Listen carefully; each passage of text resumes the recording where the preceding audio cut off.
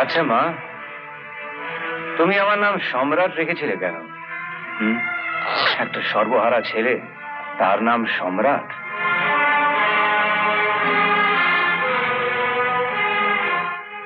তোর এই আক্রোশটা কার উপর?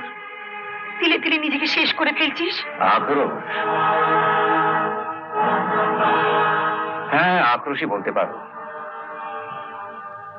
ছোটবেলায় বাবার নাম বলতে পারিনি বলে বন্ধুরা যখন অপমান করেছিল, লজ্জায় যখন স্কুলে যেতে পারিনি, তা আক্রোশ তো আমার একটা আছেই। আচ্ছা মা, তুমি বলতে পারো বাবা মা ভুল করেছে বলে তাদের ভুলের প্রায়শ্চিত্ত আমি কেন করতে যাব? সবার কাছে কেন আমার জবাবদিহি করতে হবে?